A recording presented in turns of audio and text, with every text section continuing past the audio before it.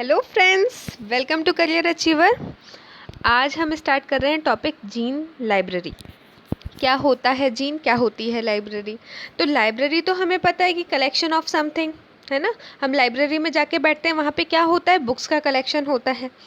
तो यहाँ पर जीन का कलेक्शन होता है, इसीलिए हम इसको बोलते हैं जीन लाइब्रेरी। तो what is gene library? A large collection of DNA fragments cloned from a given organism. हम जब बहुत सारे डीएनए फ्रैगमेंट्स को कलेक्ट कर लेते हैं, किसी भी ऑर्गेनिज्म का डीएनए लेते हैं, उसकी क्लोनिंग करते हैं और उसके डीएनए फ्रैगमेंट्स के डाटा को कलेक्ट करते हैं, तो इसको हम बोलते हैं जीन लाइब्रेरी। ये हम दो तरीके से करते हैं। एक तो या तो हमारे पास जीनोमिक सीक्वेंस होता है या फिर हमारे पास cDNA सीक्वेंस होता है। तो क्या होती है जीनोमिक लाइब्रेरी, क्या होती है cDNA लाइब्रेरी, आगे आने वाले स्लाइड्स में हम देखते हैं। स्टार्ट करते हैं जीन से। सबसे पहली बात, जो जीन होता है उसको हम कहते हैं यूनिट ऑफ हेरिडिटी, जो कि क्या होती है, जो हमारे इनहेरिटेंस के लिए रिस्पॉन्सिबल होती है। हेरिडिटी क्या होता है? जो जेनेटिक कैरेक्टर्स होते हैं, जब जो हमारे जेनेटिक कैरेक्टर्स जो होते हैं पेरेंट्स से ऑफस्प्रिंग के अंदर आते हैं, उसको हम कहते हैं हेरिडिटी। तो सबसे पहले इस फैक्टर के बारे में जिसने बताया था वो थे ग्रेगर जॉन मेंडल, इसीलिए इन्हें फादर ऑफ जेनेटिक्स भी कहा जाता है। इस फैक्टर को ही बाद में चलकर जॉनसन ने जीन का नाम दिया 1909 में, और मॉर्गन ने पहली बार इसका सिंबल रिप्रेजेंट करा कि फैक्टर का क्या सिंबल होना चाहिए। तो जो ग्रीगर मेंडल हैं, इन्होंने 1865 में बताया कि जितनी भी हेरिटेबल प्रॉपर्टी होती है ऑर्गेनिज्म की, वो कुछ फैक्टर से कंट्रोल होती है। इस फैक्टर को क्या कहा इन्होंने? जीन कहा। जॉनसन ने 1909 में जीन को डिस्क्राइब करा कि ये फंक्शनल यूनिट होती है हेरिडिटी। तो जीन और फैक्टर एक ही थे, इन्होंने नाम दिया जीन, फैक्टर को जीन नाम दिया। वॉल्टर सटन ने बताया कि ये जो फैक्टर्स होते हैं ये क्रोमोसोम के ऊपर पाए जाते हैं। मॉर्गन ने डेवलप करी टेक्निक्स जीन मैपिंग की। और पता है जो मॉर्गन होते हैं, इन्होंने जीन मैपिंग की टेक्निक्स के बारे में बताया 1910 में, और साथ ही साथ इनको फादर ऑफ एक्सपेरिमेंटल जेनेटिक्स भी कहा जाता है। क्यों? क्योंकि इन्होंने बहुत सारे एक्सपेरिमेंट परफॉर्म करे ड्रोसोफिला पे और बहुत सारे कंसेप्ट्स बताए। इन्होंने लिंकेज के बारे में, सेक्स लिंकेज के बारे में, क्रॉसिंग ओवर के बारे में, क्रिस क्रॉस इनहेरिटेंस के बारे में, लिंकेज मैपिंग के बारे में बताया। ठीक है, तो इन्होंने ड्रोसोफिला पे बहुत सारी स्टडीज़ करी थी, इसलिए इन्हें फादर ऑफ एक्सपेरिमेंटल जेनेटिक्स भी कहा जाता है। एवरी, मैक्लियोड, मैककार्टी, हर्शे और चेस, इन्होंने प्रूव करा कि जो डीएनए होता है ये जेनेटिक मटेरियल होता है। तो 1944 के आसपास पता चल गया था कि जो हमारा डीएनए होता है ये जेनेटिक मटेरियल होता है और क्या करता है, ट्रांसमिट होता है पेरेंट्स से उनके ऑफस्प्रिंग्स में कैरेक्टर्स को लेकर। तो क्या होता है, अब ये डीएनए होता कहाँ पर है, हमें पता होना चाहिए ना डीएनए कहाँ प्रेजेंट होता है। तो हम सबकी बॉडी मिलके बनती है सेल से। सेल के अंदर एक पार्ट होता है, उसे हम बोलते हैं न्यूक्लियस। न्यूक्लियस के अंदर होते हैं क्रोमोसोम। जो क्रोमोसोम होते हैं इनके अंदर कंडेंस फॉर्म में प्रेजेंट होता है डीएनए।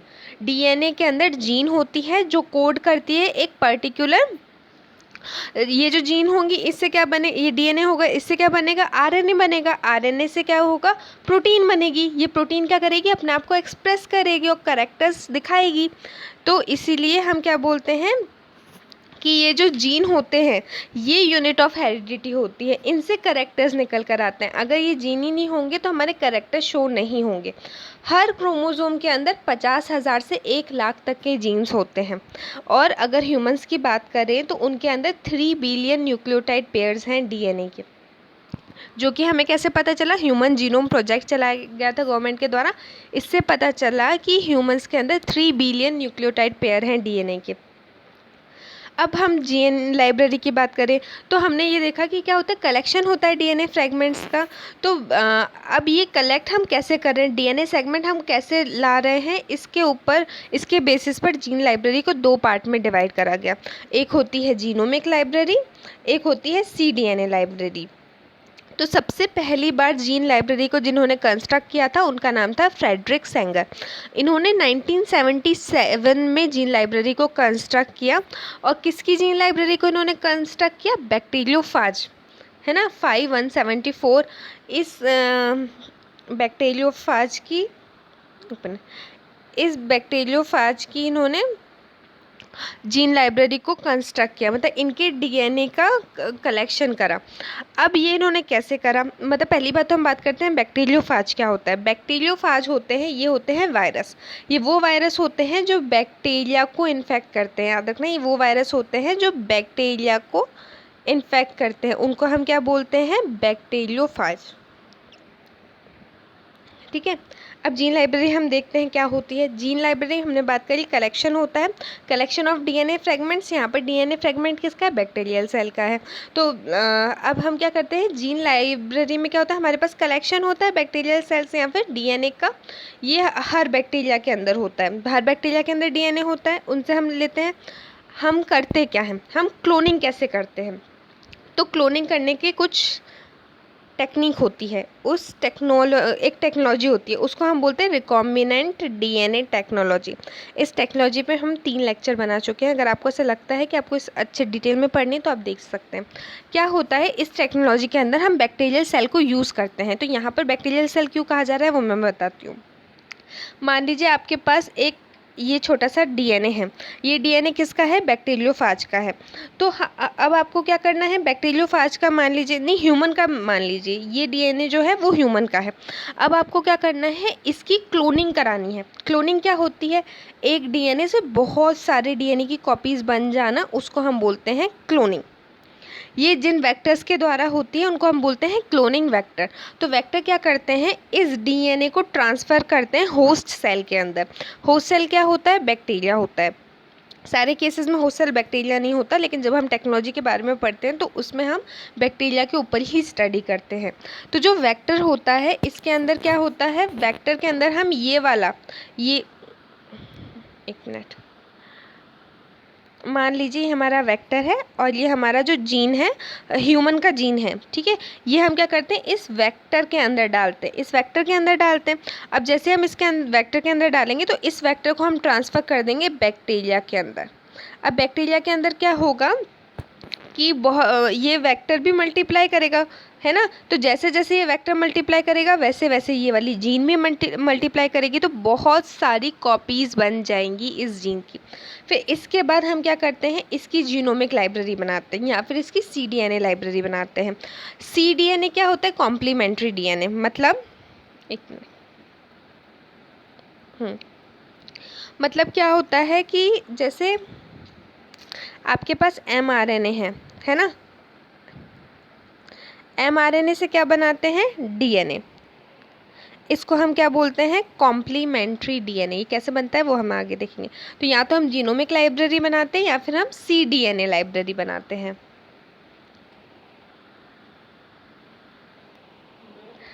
जीनोमिक लाइब्रेरी क्या होती है, उसे जानने से पहले हमें बात करनी होगी कि जीनोम क्या होता है। What do you mean by genome.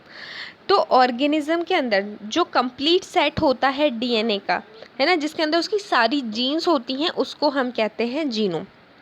फिर आता है जीनोमिक लाइब्रेरी, सीधी सी बात है, कलेक्शन ऑफ दिस जीनोम, है ना।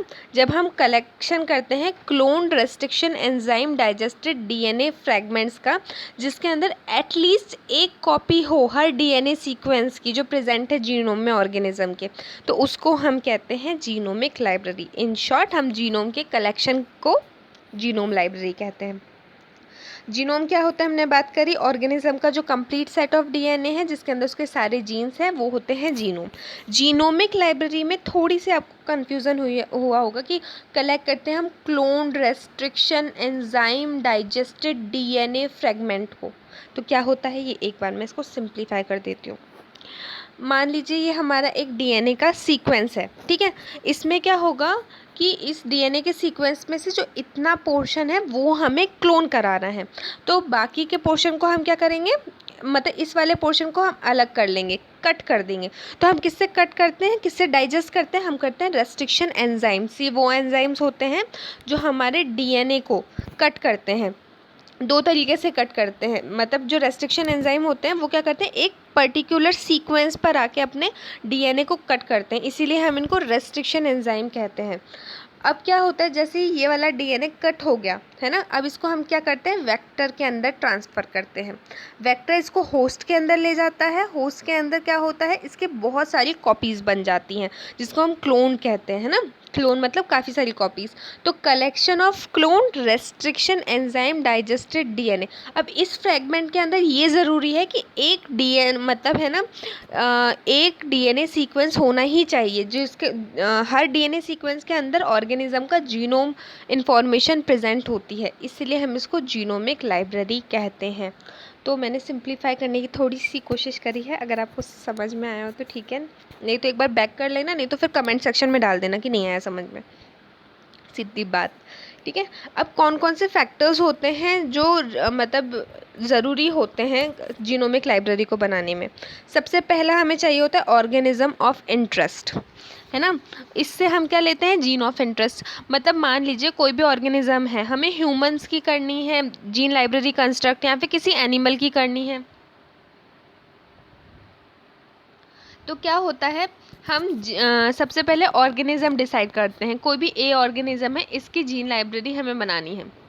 हम उसमें से एक पर्टिकुलर सेट ऑफ जीन क्या करते हैं, कट कर लेते हैं उसकी न्यूक्लियस में से, मतलब है ना, हम उसका डीएनए स्ट्रैंड कट करते हैं।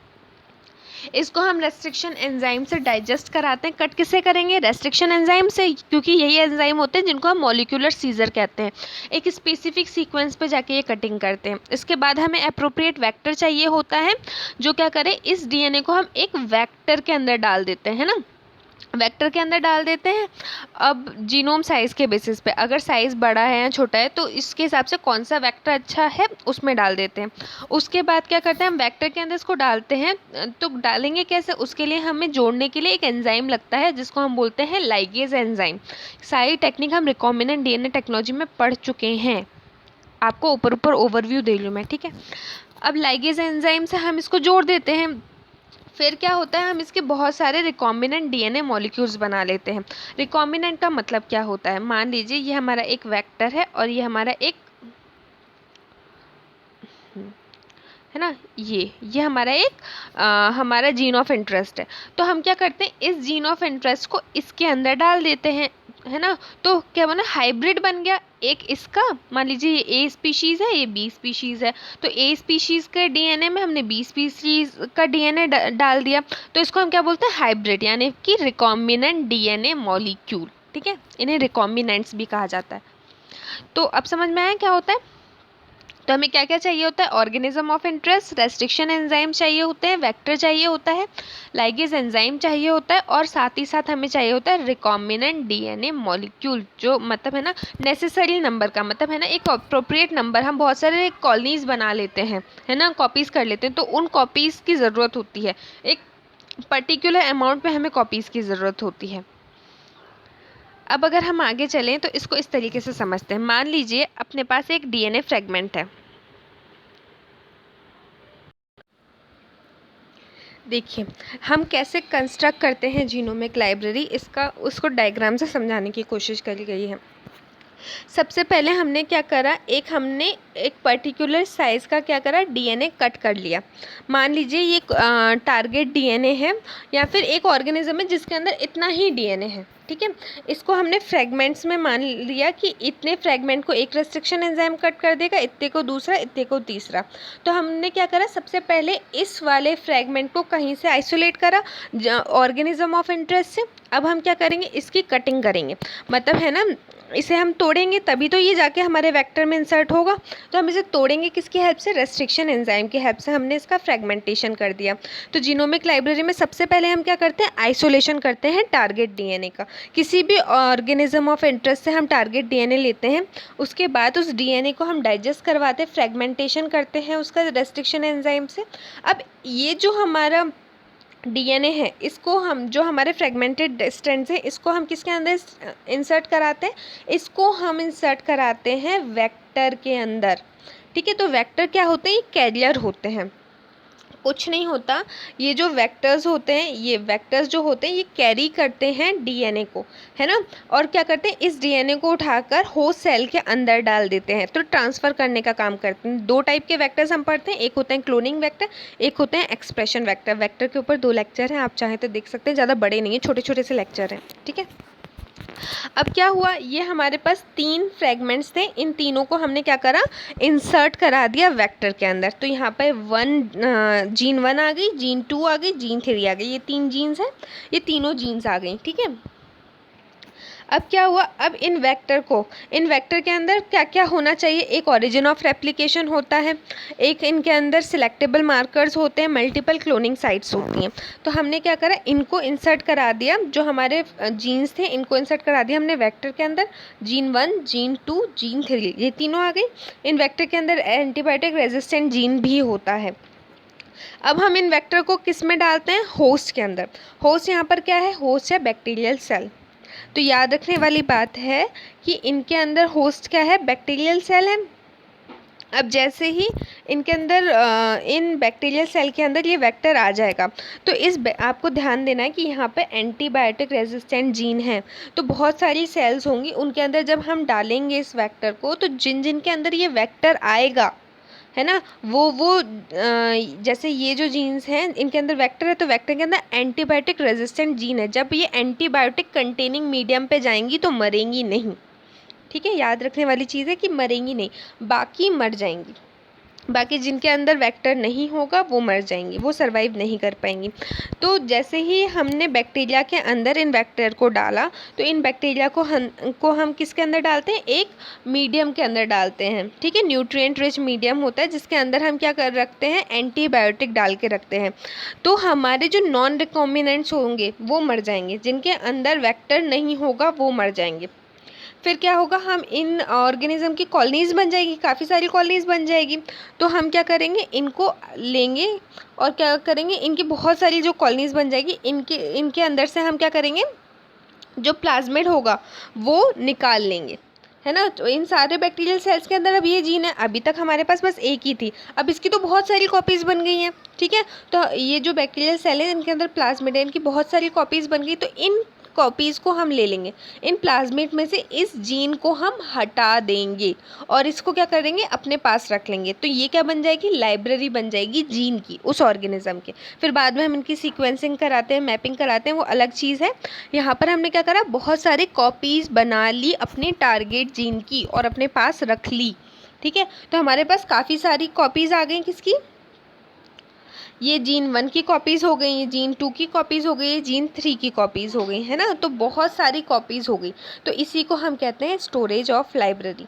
तो जीनोमिक लाइब्रेरी में ये इंपॉर्टेंट फेज़ होते हैं। सबसे पहले हम टारगेट डीएनए को आइसोलेट करते हैं, उसको फ्रेगमेंट मतलब तोड़ते हैं, मतलब डाइजेस्ट कराते हैं। इसके बाद हम उसको वेक्टर में डालते हैं, वेक्टर से हम होस्ट सेल में डालते हैं, होस्ट सेल के बाद में हम उसको मीडिया में डालते हैं, जिससे कि उसकी बहुत सारी कॉपीज़ बन जाए, एक सेल की बहुत सारी कॉपीज़ बन जाएंगी। फिर इसमें से हम अपना जो जीन था उसको आइसोलेट कर लेते हैं और स्टोर कर देते हैं एक जगह पे, इसी को हम बोलते हैं स्टोरेज ऑफ लाइब्रेरी।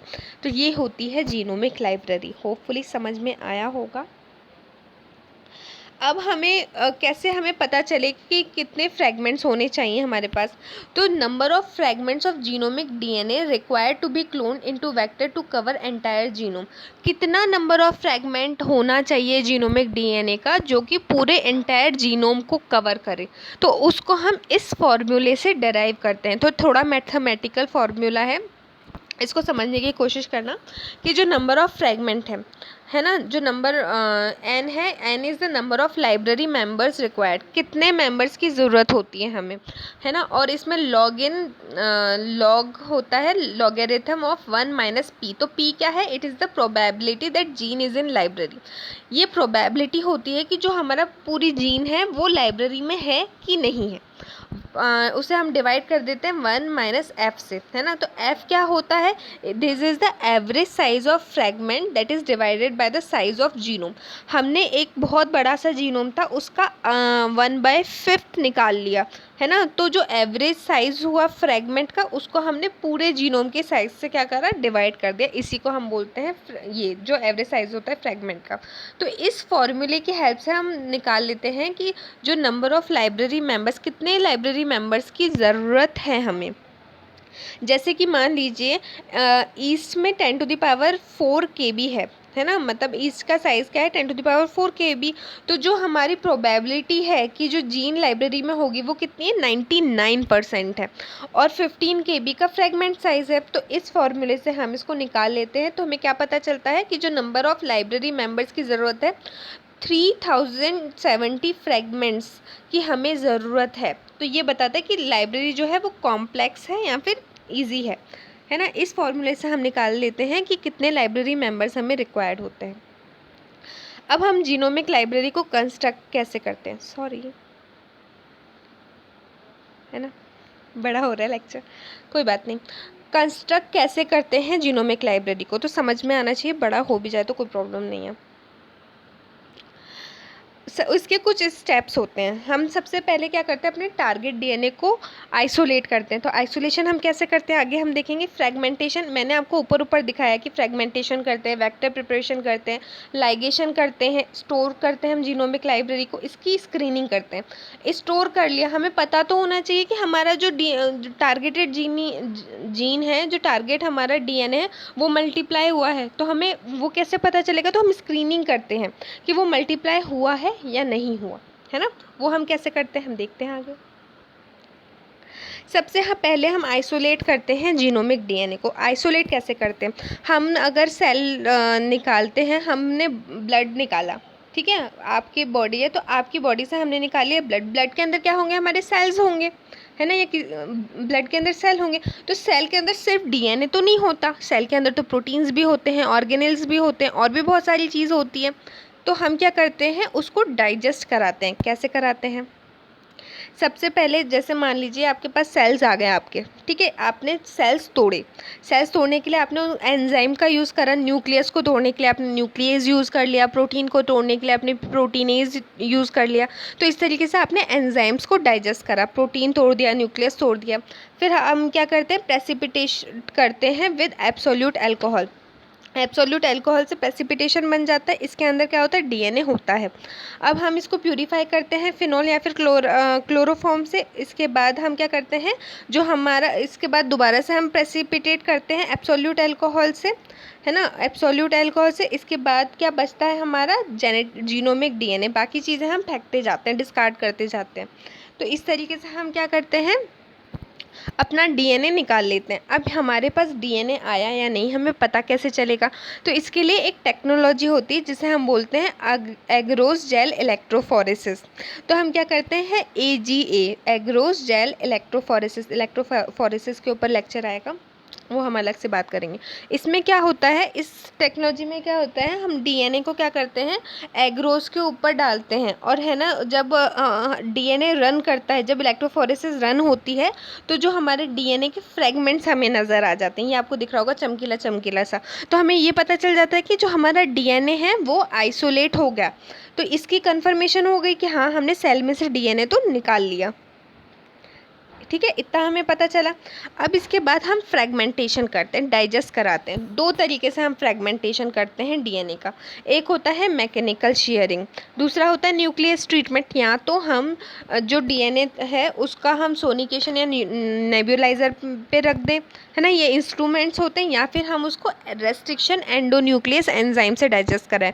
वैसे हमारा फोकस रेस्ट्रिक्शन एंडोन्यूक्लियस एंजाइम पर ही होता है, क्यों, क्योंकि एक स्पेसिफिक सीक्वेंस पे काटता है, तो हमें पता रहता है कि कटिंग कहाँ हो रही है। तो न्यूक्लियस एंजाइम से हम ट्रीट करवाते हैं डीएनए को, ठीक है।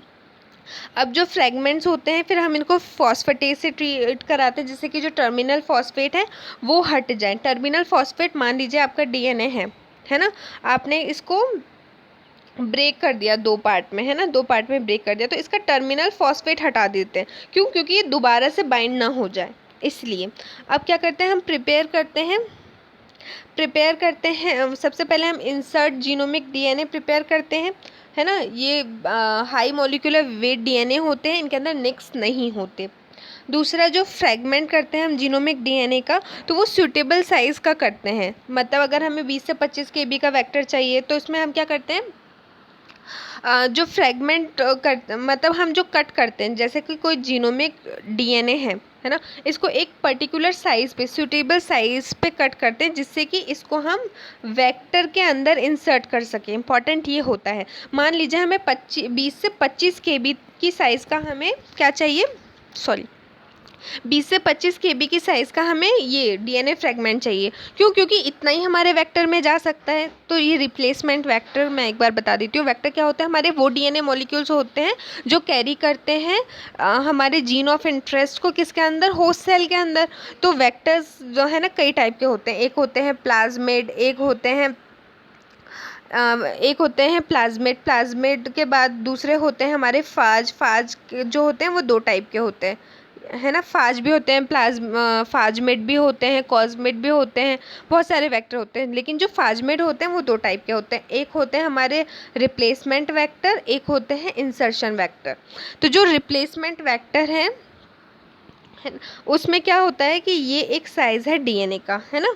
और इसके बीच में इतना जो पोर्शन है, मान लीजिए 20 से 25 केबी तक का ही हम डीएनए में इंसर्ट कर सकते हैं। तो ये जो 20 से 25 केबी का जो डीएनए है, इसका बेकार होता है। मतलब ये है ना, काम का नहीं होता। इसको जो बिना काम का डीएनए होता है, इसको हम बोलते हैं स्टफर फ्रेगमेंट बोलते हैं। तो हम क्या करते हैं, इस स्टफर फ्रेगमेंट को अपना जो जीन ऑफ इंटरेस्ट है उससे रिप्लेस कर देते हैं।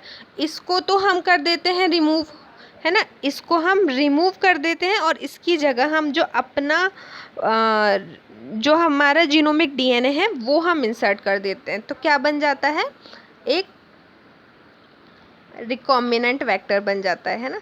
ये बीच में इंसर्ट हो गया, ये बीच में इंसर्ट हो गया, इसको हम जोड़ देते हैं इसे लाइगेज एंजाइम के थ्रू। तो इस तरीके से हम फ्रेगमेंटेशन करते हैं, किसकी हेल्प से, रेस्ट्रिक्शन एंजाइम की हेल्प से करते हैं और वेक्टर के अंदर डालते हैं। तो हमने बात करी कि जो वेक्टर है वो 20 से 25 केबी तक का है। 40 केबी का कॉस्मेट वेक्टर होता है। तो वेक्टर अलग अलग होते हैं। कॉस्मेट वेक्टर जो होता है वो वैसे मैंने ना वेक्टर्स के ऊपर लेक्चर लिया है, आप उसमें देखेंगे ना तो समझ में आएगा, नहीं तो ये लेक्चर सच में बहुत लंबा हो जाएगा, ठीक है। अब यहाँ हम 2 तरीके से डाइजेशन कराते हैं। एक तो हम कंप्लीट डाइजेशन कराते हैं, मतलब पूरी तरीके से कटिंग करा देते हैं रेस्ट्रिक्शन एंजाइम की, है ना, और बहुत सारे छोटे छोटे फ्रेगमेंट्स जनरेट कर देते हैं, जिसकी फिर हम बाद में क्लोनिंग करा लेते हैं वेक्टर्स की हेल्प से। या फिर हम पार्शियल डाइजेशन भी कराते हैं, पूरी तरह से मतलब कटिंग नहीं करते, इसको हम बोलते हैं पार्शियल डाइजेशन, ठीक है। तो अब पार्शियली डाइजेस्टेड जीनोमिक डीएनए होता है, उसके अंदर फ्रीक्वेंटली रेस्ट्रिक्शन एंजाइम्स जो होते हैं वो कट करते हैं। रेस्ट्रिक्शन एंजाइम एग्जांपल SAU3A, ये जो होता है वो रैंडम, मतलब कहीं कहीं पे तुरंत ऐसा कोई पर्टिकुलर सीक्वेंस नहीं होता जहाँ पे जाके कट करेगा, रैंडम साइट्स पर जाके कट करता है और बहुत सारे फ्रेगमेंट्स मतलब है ना कलेक्ट कर लेता है, छोटे बड़े बहुत छोटे, इस टाइप के फ्रेगमेंट्स कलेक्ट कर लेता है। इसमें से हम क्या करते हैं, अपने डिज़ायर्ड जैसे मान लीजिए हमें 20 से 25 केबी तक का फ्रेगमेंट चाहिए, तो वो फ्रेगमेंट हम प्यूरीफाई कर लेते हैं।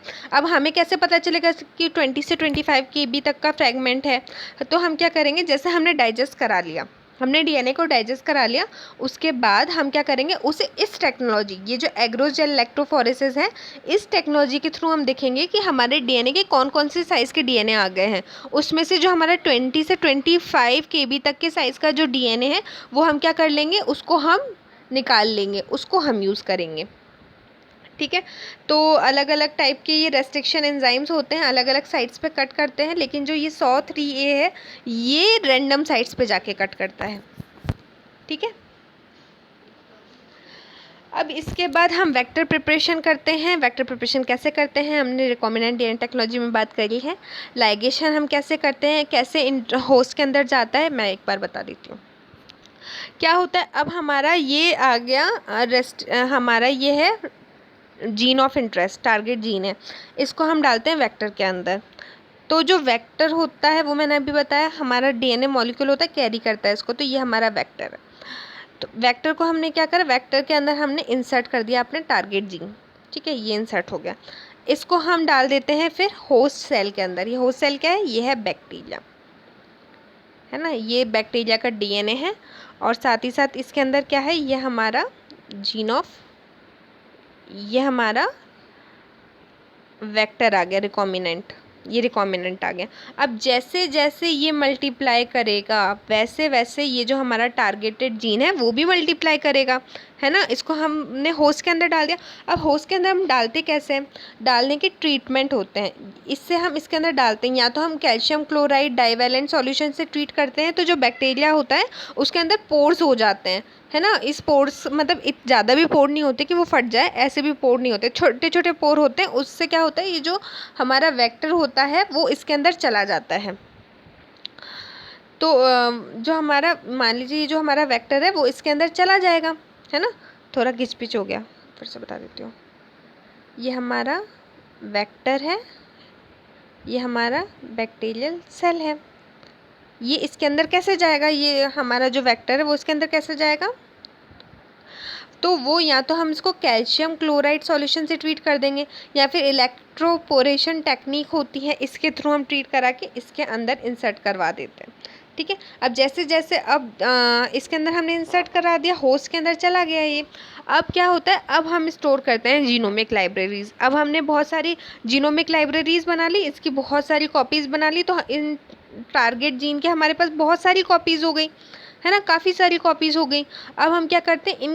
इनको आइसोलेट कर लेते हैं, इस वाले सेगमेंट को आइसोलेट कर लेते हैं, और फिर हम स्क्रीन करते हैं, है ना, चेक करते हैं कि जो हमारा टारगेट डीएनए था वही हमारा मल्टीप्लाई हुआ है या कोई और हुआ है। तो वो हम स्क्रीनिंग कैसे करते हैं, ठीक है। तो हम दो तरीके से स्क्रीनिंग करते हैं। एक होता है कॉलोनी हाइब्रिडाइजेशन मेथड, और दूसरा हमारा होता है प्लाक हाइब्रिडाइजेशन। तो कॉलोनी हाइब्रिडाइजेशन मेथड हम कैसे यूज़ करते हैं और प्लाक हाइब्रिडाइजेशन कैसे यूज़ करते हैं वो बताती हूँ। क्या होता है? मान लीजिए हमारे पास बैक्टीरिया है, ठीक है। इस बैक्टीरिया के अंदर हमारा जो प्लाज्मिड वेक्टर है वो है, और जो कॉलोनीज हमें चाहिए वो भी है। तो हम क्या करते हैं? इसको हम एक प्लेट पे, ये जो हमारी पेट्री प्लेट होती है, इसके ऊपर हम मीडियम डालते हैं और इसको वो कराते हैं, इसको क्या कराते हैं? हम ग्रो कराते हैं। तो बहुत सारे हमारे क्या होते हैं? कॉलोनीज ग्रो हो जाती हैं। अब जैसे ये हमारे जो प्लाज्मिड वेक्टर है वो आ गया, तो हम इस प्लेट की कॉपी ले लेते हैं, ठीक है। मान लीजिए हमारे पास रिकॉम्बिनेंट आ गया, तो हम इसकी कॉपी ले लेते हैं एक टेक्निक से, ये होती है रेप्लिका प्लेटिंग टेक्निक, है ना। तो इसके ऊपर वेलवेट की प्लेट रखते हैं, इससे हम कॉलोनीज उठाते हैं और दूसरी प्लेट पर हम ग्रो करा देते हैं। तो सिलेक्टिव ग्रोथ मीडियम पे हमने कॉलोनीज ग्रोथ कराई, फिर वेलवेटिन में हमने सेल्स ले लिया और इसको क्या करा? दूसरे मीडिया पे हमने ग्रो करा दिया, मतलब है ना, जिसके अंदर फ़िल्टर भी प्रेजेंट है। तो यहाँ पर जो हमारा मीडियम है इसके अंदर फ़िल्टर भी प्रेजेंट होता है, इसको हम इंक्यूबेट करते हैं और कॉलोनीज आ जाती हैं। जो थोड़ा माइक्रोबायोलॉजी या फिर मेडिकल बैकग्राउंड से होगा उसको थोड़ा समझ में आ रहा होगा कि प्लेटिंग कैसे करते हैं हम, है ना, इंक्यूबेशन क्या होता है, कैसे हम ऑर्गेनिज्म को प्लेट से इंक्यूबेशन में रखते हैं, प्लेट में डालकर इंक्यूबेशन में रखते हैं, अगले दिन उसकी ग्रोथ आ जाती है। क्योंकि माइक्रो ऑर्गेनिजम्स तो बहुत छोटे होते हैं, हमें दिखते नहीं है, तो हम क्या करते हैं? उनको ग्रो कराते हैं। अब रेप्लिका प्लेट कॉलोनीज जो होती हैं वो नए सिलेक्टिव मीडिया पे ग्रो हो जाती हैं। इस मीडिया के अंदर हमने बात करी कि हमने फ़िल्टर डाल रखा है, तो इसके अंदर मेम्ब्रेन फ़िल्टर होता है, और जो कॉलोनीज होती है वो उस फ़िल्टर के ऊपर ग्रो होती है। अब हम क्या करते हैं? फ़िल्टर के नीचे न्यूट्रिएंट मीडिया होता है, बैक्टीरिया नीचे से मीडिया लेता जाता है, होता फ़िल्टर के ऊपर ही है बैक्टीरिया।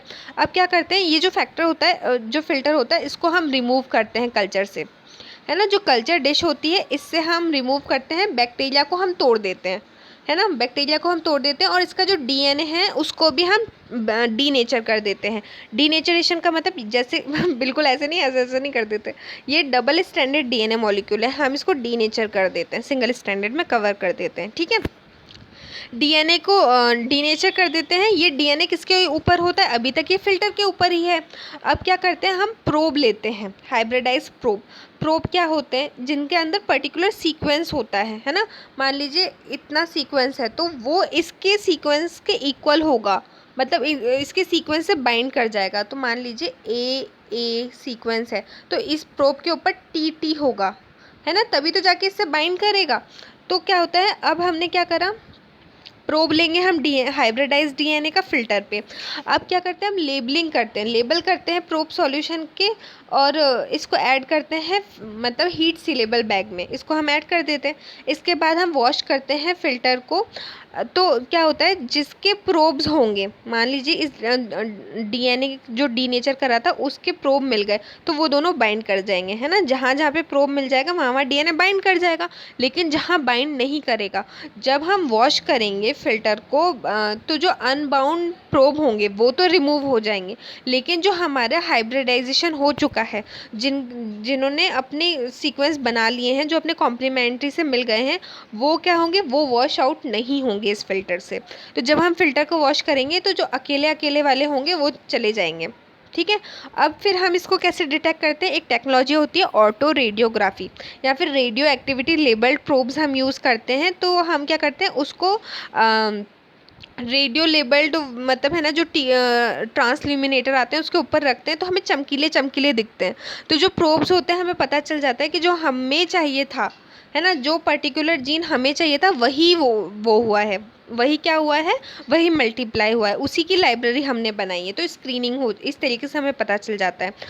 अब क्या होता है, या तो हमने रेडियो एक्टिविटी प्रोब यूज़ करें, या फिर ऑटो रेडियोग्राफी टेक्निक यूज़ करते हैं, या फिर हम केमी ल्यूमिनेसेंट डिटेक्शन करते हैं, है ना। अगर हमने रेडियो एक्टिविटी यूज़ नहीं करी, radio active label probes use नहीं करें, तो हमें क्या होता है, या तो डार्क कलर के स्पॉट्स दिखेंगे अगर हमने नॉन रेडियो एक्टिविटी यूज़ करी है। अगर हम फ्लोरेसेंस यूज़ करते हैं तो हमें चमकीले चमकीले दिखते हैं। तो यहाँ पे ये जो डार्क स्पॉट आपको दिख रहा है, एक ये क्या इंडिकेट कर रहा है कि हाँ, जो कॉलोनीज ऐड हुई हैं, जो डीएनए था वो क्या है हमारा, जो हमें चाहिए वही डीएनए ऐड हुआ है। क्यों? क्योंकि उसी के प्रोब्स हैं हमारे पास। इतना समझ में आया? ये हो गया कॉलोनी हाइब्रिडाइजेशन। कॉलोनीज बना ली हमने, प्लाज्मिड के अंदर बहुत सारी कॉलोनीज बना ली। दूसरा होता है प्लाक हाइब्रिडाइजेशन। प्लाक क्या होता है पहले ये समझिए। 36 मिनट का लेक्चर हो चुका है, बोर मत होना, ठीक है। बस इसके बाद मैं इसको एंड करती हूँ, है ना। प्लाक क्या होता है, जैसे कोई वायरस है, जब वायरस बैक्टीरिया को इन्फेक्ट करता है, तो ये बैक्टीरिया का सेल है ना, इसको क्या करेगा, बीच से खा जाएगा। तो जब बैक्टीरिया की कॉलोनीज होंगी, मान लीजिए बैक्टीरिया की कॉलोनी है पूरी, है ना, तो इसके बीच में क्या करेगा, खाली खाली जगह छोड़ देगा। यहाँ से डाइजेस्ट करना शुरू करेगा तो बीच में खाली खाली जगह रह जाएगी, इसी को हम बोलते हैं प्लाक, ठीक है। तो क्या होता है, जो लैम्डा लाइब्रेरी होती है, इसमें हम क्या करते हैं, लैम्डा फाज को यूज़ करते हैं। तो बैक्टीरिया को हम ग्रो करते हैं, बैक्टीरिया के अंदर फाज होता है। जो फाज क्या होता है, वो क्या करता है, प्लाक बना देता है, बैक्टीरिया के बीच में छेद छेद टाइप का कर देता है, इसको हम प्लाक बोलते हैं। तो अब हम इसको क्या करते हैं, इसके ऊपर हम डालते हैं मेम्ब्रेन फ़िल्टर। मेम्ब्रेन फ़िल्टर हम जैसे इसके ऊपर डालते हैं, तो जो मेम्ब्रेन फ़िल्टर है वो प्लेट से प्लाक उठा लेती है। प्लाक वाले मतलब फाज डीएनए आ जाते हैं प्लेट के ऊपर, क्योंकि प्लाक कौन बनाता है, बैक्टीरियोफाज बनाता है। तो ये फाज वाले डीएनए आ जाते हैं। तो ये जो सिंगल स्ट्रैंड फाज डीएनए होते हैं वो फ़िल्टर से बाउंड हो जाते हैं। इस फाज के अंदर सिंगल स्ट्रैंडेड डीएनए ही होते हैं। अब क्या करते हैं, हम रिमूव कर देते हैं फ़िल्टर को और उसको ट्रीट करते हैं एल्कलाइन सॉल्यूशन से। फ़िल्टर हम रिमूव करके उसको एल्कलाइन सॉल्यूशन से ट्रीट करते हैं। अगर हमारा फाज डबल स्टैंडर्ड होता है तो हम उसको डीनेचर करते हैं, सिंगल स्टैंड होता है तो उसको डीनेचर नहीं करते। फिर इसको के बाद क्या करते हैं, हम हाइब्रिडाइजेशन कराते हैं, जैसे हमने पिछली टेक्निक में कराया था, है ना। प्रोब्स, लेबल्ड प्रोब्स की हेल्प से हम उसको हाइब्रिडाइज कराते हैं। अब जैसे ही हम हाइब्रिडाइज कराएंगे तो जो अनबाउंड प्रोब होंगे, जिनकी बाइंडिंग नहीं हुई, जिन डीएनए की बाइंडिंग नहीं हुई होगी प्रोब से, वो तो वॉश आउट हो जाएंगे, लेकिन बाकी जो होंगे वो रह जाएंगे। और जब हम उनको डिटेक्ट करेंगे तो डार्क स्पॉट हमें विजिबल होगा, है ना। और अगर फ्लोरेसेंस होगा तो हमें चमकीले चमकीले स्पॉट्स विजिबल होंगे। तो इससे हमें पता चल जाता है कि जो हम चाहते थे वही हुआ। इसके काफ़ी सारे एप्लीकेशंस होते हैं। जीनोमिक लाइब्रेरी पहला स्टेप है डीएनए सीक्वेंसिंग प्रोजेक्ट के लिए। जीनोमिक लाइब्रेरी से हम आइडेंटिफाई करते हैं फार्मास्यूटिकल इंपॉर्टेंट जीन्स, कि कौन से जीन से हम फार्मास्यूटिकल प्रोडक्ट्स बना सकते हैं। साथ ही साथ नए जीन्स को भी हम आइडेंटिफाई करते हैं जो कि होस्ट के अंदर साइलेंट होते हैं। बहुत सारी स्टडीज़ चल रही हैं इसके ऊपर, हम जीनोम कितना कॉम्प्लेक्स है इसकी स्टडी करते हैं। साथ ही साथ ये सोर्स होता है जीनोमिक सीक्वेंस का for the generation of transgenic animals. Transgenic animals मतलब दो जीन्स को यूज़ करके हम ट्रांसजेनिक मतलब हाइब्रिड बनाते हैं ना, वो भी हम इन्हीं टेक्नोलॉजीज़ को यूज़ करके बनाते हैं। और हम स्टडी करते हैं जेनेटिक म्यूटेशंस, तो काफ़ी सारे इसके एप्लीकेशंस होते हैं। तो जो इसको हमने ह्यूमन जीनोम प्रोजेक्ट में भी यूज़ कर रखा है। ह्यूमन जीनोम प्रोजेक्ट पे एक पूरा लेक्चर आएगा, ठीक है, काफ़ी इंपॉर्टेंट प्रोजेक्ट था ये। इसकी हम है ना जीनोम वाइड एसोसिएशन स्टडी, मतलब काफ़ी बड़ी स्टडी करी गई, इसको हम होल जीनोम एसोसिएशन स्टडी भी कहते हैं। ये एक टाइप की ऑब्जर्वेशनल स्टडी थी जीनोम की, जिसमें है ना पूरे जीनोम की स्टडी करी गई, जेनेटिक वेरिएंट्स की स्टडी करी गई अलग अलग इंडिविजुअल्स में। तो ये जो प्रोजेक्ट था इस पे फोकस दिया गया सिंगल न्यूक्लियोटाइड पॉलीमॉर्फिज्म और जो ह्यूमन डिसीज़ के ट्रेट्स होते हैं उनके ऊपर ज़्यादा फोकस दिया गया। तो सबसे पहला जो genome wide association study publish हुई थी वो 2002 में हुई थी, है ना। साइंटिस्ट ने मायोकार्डियल इन्फ्रैक्शन की स्टडी करी थी, ठीक है। मायोकार्डियल इन्फ्रैक्शन जिसको हम नॉर्मली हार्ट अटैक भी बोलते हैं ना, इसके ऊपर इन्होंने स्टडी करी थी। इस स्टडी में इन्होंने मतलब इम्प्लीमेंट करा था। और फिर इसके बाद एक 2005 में स्टडी आई थी जिसने इन्वेस्टिगेट करा था पेशेंट्स को जिनके अंदर macular degeneration, age related macular degeneration होता है। साथ ही साथ इन्होंने 2 SNP single nucleotide polymorphism found किए थे जिनके अंदर एलील फ्रीक्वेंसी जो होती है वो ऑल्टर हो जाती है ना। ह्यूमन कंट्रोल के जो फ्रीक्वेंसी होती है उसमें ऑल्ट्रेशन की वजह से ये एज रिलेटेड मैक्यूलर डीजेनरेशन होता है, इसका पता लगाया गया था। एक हैपमैप प्रोजेक्ट भी चलाया गया था, वो भी इसी डाटा के बेस पे था। तो आज के लिए इतना ही। cDNA लाइब्रेरी को हम नेक्स्ट लेक्चर में कंटिन्यू करेंगे, ठीक है। तो अगर आपको लगता है आपको लेक्चर समझ में आ गया है तो आप प्लीज़ इसे लाइक कर सकते हैं। साथ ही साथ ये कुछ चैनल्स हैं जो इस यूट्यूब चैनल से रिलेटेड है, टेलीग्राम चैनल है, इन सब के ये जो लिंक्स हैं ना ये डिस्क्रिप्शन बॉक्स में हैं। तो आप इंस्टाग्राम अकाउंट या फिर फेसबुक पेज ये सब लाइक कर सकते हैं, इन पे अपडेट्स आती रहती है। टेलीग्राम चैनल और फेसबुक पेज पे जो भी वीडियोस डाले जाते हैं उनके अपडेट्स आ जाती हैं, तो इससे आपको पता चल जाएगा। अगर आपको ये वीडियोस इन्फॉर्मेटिव लगते हैं तो आप इनको लाइक कर सकते हैं। Thank you so much.